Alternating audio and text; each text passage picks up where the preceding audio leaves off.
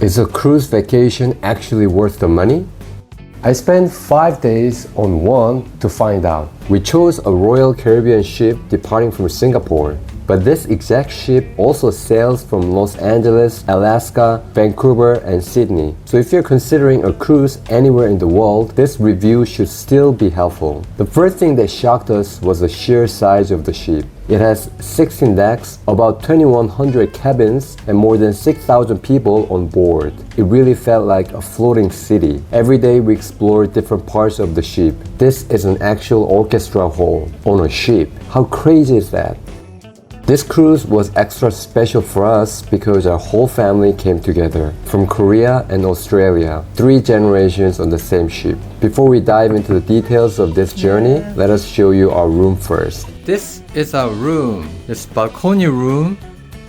We have a view, but our balcony view was partially blocked by a lifeboat, but having fresh air and an outdoor space still made a huge difference. In our balcony room, we have this king-size bed, this sofa bed, and small toilet. Not bad. It's a pretty small room. Okay, let's talk about the pros and cons of a cruise trip. And as always, 100% honesty guaranteed. Pro number 1 is packed with fun activities. My dad and I tried the indoor skydiving experience where a giant wind tunnel literally lifts you off the ground. The instructor went in first and showed off his master skills. This OG kid was having the time of his life, and then it was my turn. Compared to everyone else, I was actually pretty good at controlling my body and staying steady. I didn't need much help from the instructor, so I was feeling pretty confident. But my dad, who's now 70, absolutely nailed it. He was so good, the instructor literally applauded him. We were all shocked in the best way.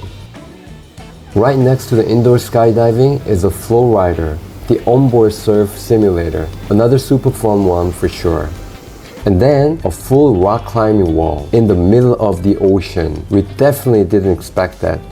There were plenty of indoor activities on the ship too, almost like a mini theme park. Bumper cars, Xbox stations, arcade games,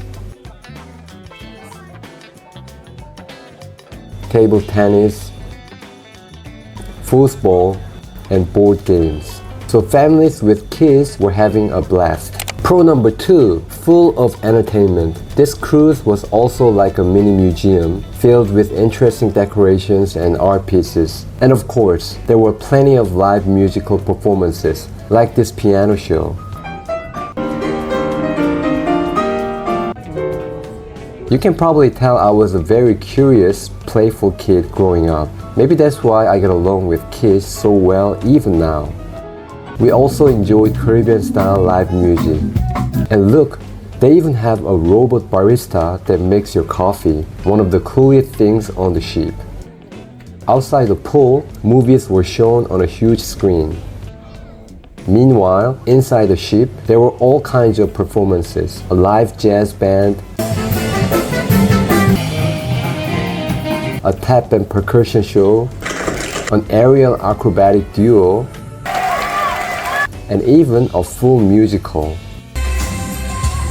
These Korean ladies were dressed in hanbok, which was such a lovely surprise. And then the famous Royal Caribbean party nights. It's past 10 p.m. and this dance party is still going strong. Psy's Gangnam Style came on. I joined in for a bit. Pro number 3, you can take care of your wellness. While on board, you can also work out at the gym. It felt pretty special to exercise with the ocean right in front of us. The gym was spacious and had a good variety of equipment, so we enjoyed coming here every morning. There's also a spa and a beauty salon where you can get massages, hairstyling, and even makeup for an additional charge. Pro number 4, all-you-can-eat restaurants. Not every restaurant on the ship is included, but several of them are all-you-can-eat. Jin and I aren't big fans of this dining style, but if you love buffets, you'll definitely enjoy it. The kids were especially excited. They kept going back for their favorite foods, including endless slices of watermelon. Pro number 5, you get to visit different countries. This last perk is one of the biggest highlights of any cruise trip. The ship docks at several destinations along the way, so you can venture out and explore different cities. Leaving this massive ship felt strangely liberating. In our case, we stopped in Phuket, Thailand, and Penang, Malaysia on different days. In Phuket, Jin wanted to try as many Thai dishes as possible, so our main activity was restaurant hopping. Meanwhile, my parents and my sister's family joined an island hopping tour to enjoy the ocean. That's our cruise ship.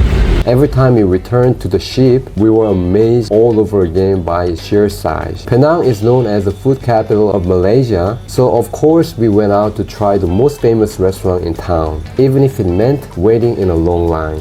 Was it worth the wait? Yes, absolutely delicious. Okay, let's switch gears and talk about the uncomfortable truth about cruise trips. Con number 1, too many people. The biggest downside for us was the crowd.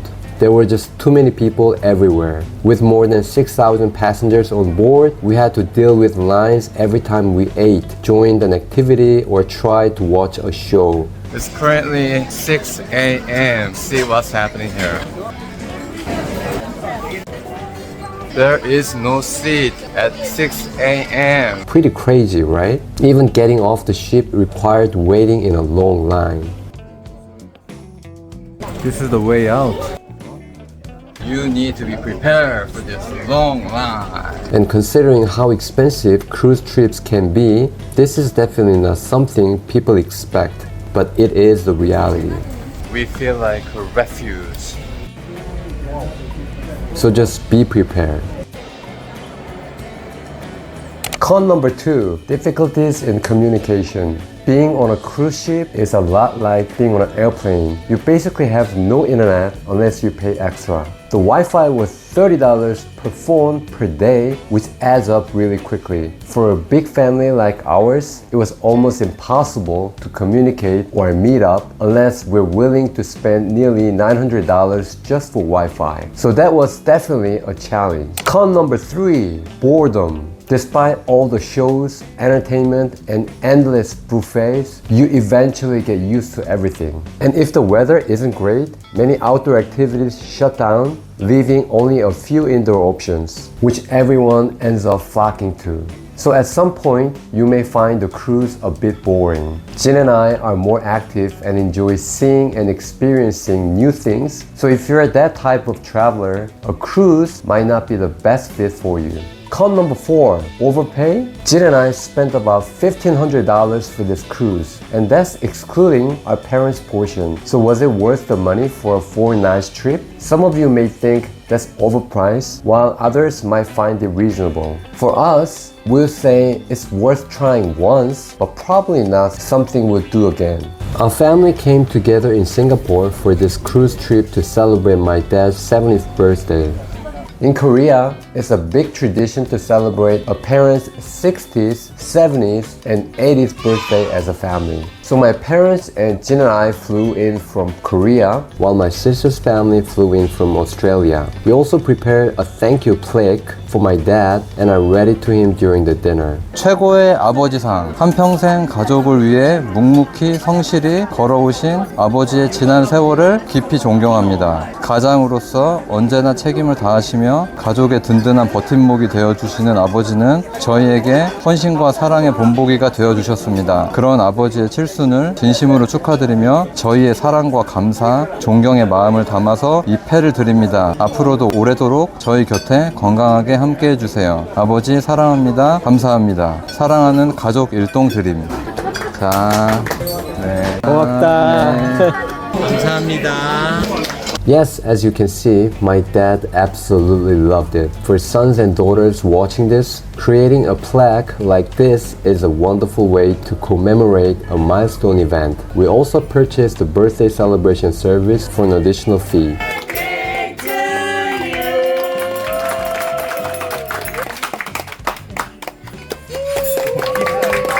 Leaving behind beautiful memories from the cruise, we headed out to explore Singapore.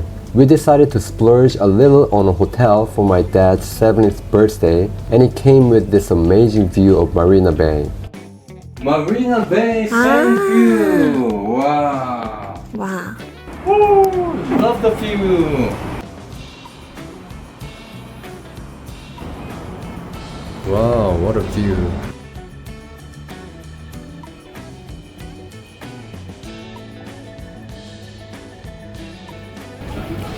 We visited Singapore last year and absolutely loved it. And even a year later, the city is still so clean, vibrant, and perfect for a family trip.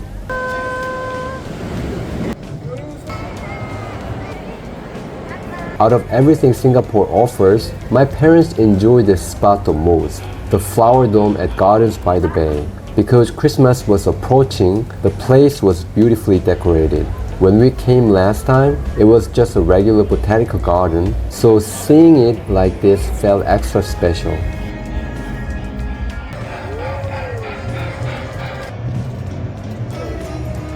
The dome had two sections, and this one was our parents' favorite because of the dinosaurs. All you Jurassic Park fans, you don't want to miss this. The dinosaurs look surprisingly realistic, and they did an incredible job transforming the entire dome into something that felt like a giant theme park or an actual Jurassic Park. 오, 나온다, 나온다.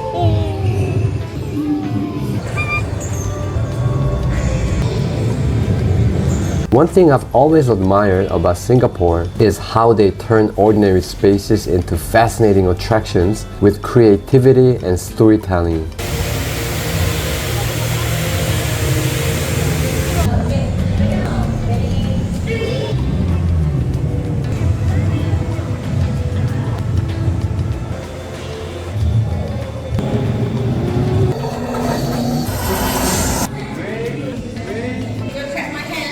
Slow and steady. Very nice. Keeping eye contact. Now we have time for one or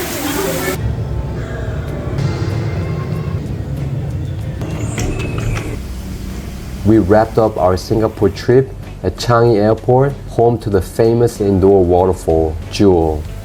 We truly had an amazing time celebrating my dad's 70th birthday, both in Singapore and on the cruise. I hope this video helps you plan your next cruise trip and maybe your next visit to Singapore as well.